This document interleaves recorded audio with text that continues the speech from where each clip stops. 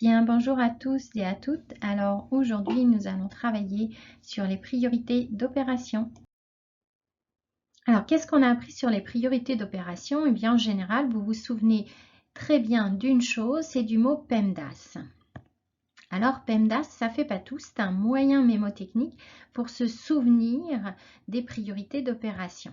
Alors, il y a le P, tout simplement pour parenthèse, puis ensuite, nous avons le E pour exposant, c'est-à-dire dès qu'on va avoir, par exemple, un nombre au carré ou au cube, etc. Puis ensuite viennent la multiplication et la division qu'on va bien entendu faire ensemble. Elles ont la même priorité et quand on va en avoir plusieurs, eh bien on va respecter le sens de la lecture. Ensuite viennent l'addition et la soustraction qui, là encore, ont des priorités équivalentes. Donc on va respecter le sens de la lecture quand il y en aura plusieurs.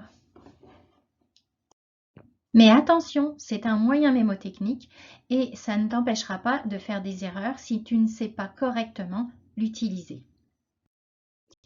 Alors on commence avec la lettre P. P pour parenthèse, oui, mais avant tout pour calcul entre parenthèses. Alors prenons cet exemple. Ici, tu dois voir qu'il y a plusieurs parenthèses et qu'en plus, il y a des parenthèses qui ne sont pas là pour des priorités d'opération, mais simplement, ce sont des parenthèses de confort, c'est-à-dire pour qu'on voit davantage qu'il y a un signe moins devant les nombres. Donc ces deux parenthèses-là que j'ai entourées en violet ne sont pas des calculs à effectuer. Non, les calculs à effectuer sont dans ces grandes parenthèses-là. Donc, imagine des parenthèses, c'est comme une bulle qu'on n'a pas fait entièrement. Donc la première chose à faire sont donc ces calculs qui sont entre parenthèses. Maintenant, à l'intérieur de ces parenthèses, tu dois voir qu'il y a plusieurs calculs à effectuer. Donc on va continuer à utiliser notre PEMDAS et après la lettre P, on a identifié nos parenthèses, vient ensuite la lettre E pour exposant. Alors, dans nos calculs entre parenthèses, nous allons donc commencer par calculer les nombres avec exposant. Donc ici, on voit notre 3 au carré à effectuer. Donc 3 au carré, je rappelle que c'est 3 fois 3, on obtient donc 9. Et bien entendu, on va réécrire toute la chaîne d'opérations en faisant attention à ne rien oublier. Alors vous allez peut-être trouver ça un petit peu long, mais ça va nous permettre d'être organisé et de ne rien oublier à la fin. Après le E pour exposant dans PEMDAS viennent le M et le D.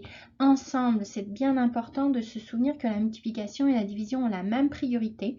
Donc quand il y en a plusieurs, eh bien, on va les effectuer dans le sens de la lecture.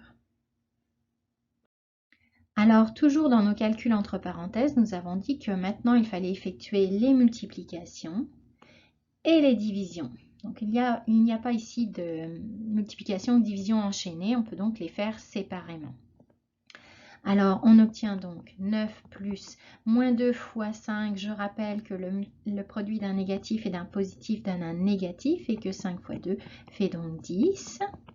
Et pour la division, eh bien, on va faire le même travail. Je rappelle que 9 divisé par moins 3, ça va nous donner un nombre négatif.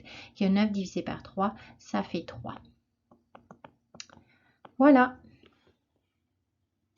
Et pour finir, dans nos priorités d'opération, eh bien, nous avons l'addition et la soustraction, toutes les deux équivalentes en priorité, donc à faire, là encore, dans le sens de la lecture. Alors, pour terminer nos calculs entre parenthèses, on a des additions et des soustractions. Alors, il faut se souvenir de la règle quand on a deux signes l'un à côté de l'autre et qu'on n'a plus d'autres priorités d'opération. Donc là, je vais avoir tout simplement 9 moins 10 à effectuer.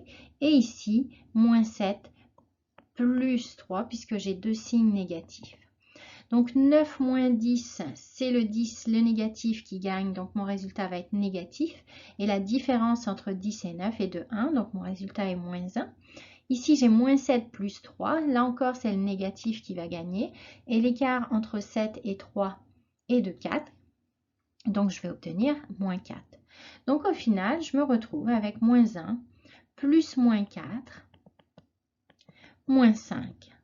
Donc, je dois remarquer que je n'ai finalement qu'une addition de négatifs.